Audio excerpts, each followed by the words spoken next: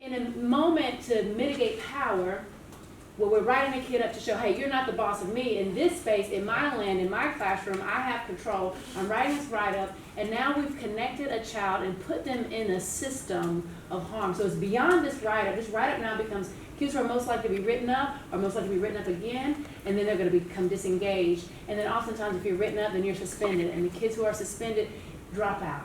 Kids who drop out are more likely to end up in the prison system. Put in special ed, right? Like there are all these other kinds. It's a trigger.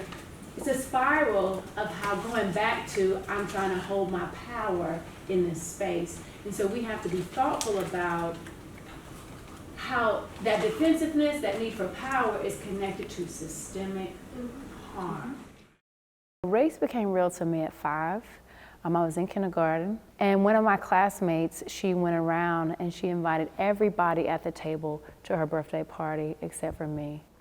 So I just asked her, I said, hey, you know, I noticed you invited everybody at the table except for me. Why did you do that? And she said, well, you can't come to my birthday party because my dad said black people are not allowed in our home.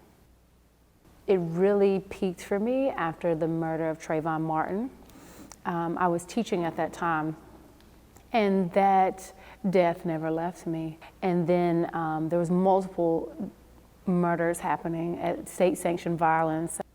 Have always had a fascination with it based off of my own personal experiences. And so this was a way for me to further that learning and to shift the gaze a little bit, because normally when we think about racial identity, we're thinking about black and brown children. How are they surviving, and you know, how it's impacting them? And rarely do we flip that lens to look at whiteness and white children and racial identity. Information is so impactful for young kids. From my research and studying, at 3 months, infants can recognize a difference in skin color. By 6 months, babies across racial backgrounds have a pro-self preference. In kindergarten, that pro-white or that pro-self preference decreases in black and brown children, and it increases in white children.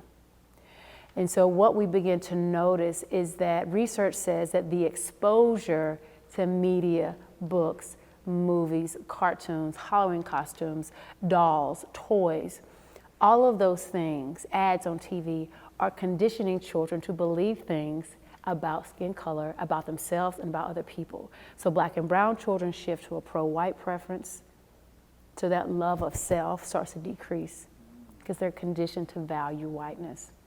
And in white children, it increases because their identities are affirmed on a regular basis. And if we can better understand, be more thoughtful about, and increase the emphasis there, we might be able to be a little disruptive earlier on at how racial biases are forming at young ages. A lot of people, when I first started 4 years ago, were like, you're not gonna be able to do that. Who's gonna send their kid? Like, because we weren't talking about race, racism, and white supremacy like that. And a lot of people had doubts.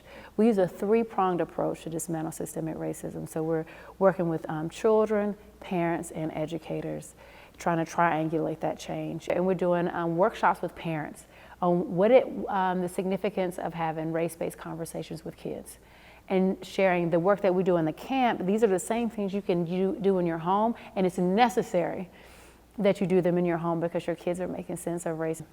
I would know that my goals were accomplished because we would not be able to predict life outcomes based on race. That would be gone. I would know that my goals were accomplished that in the way that I would not have to prepare my child for a racist world.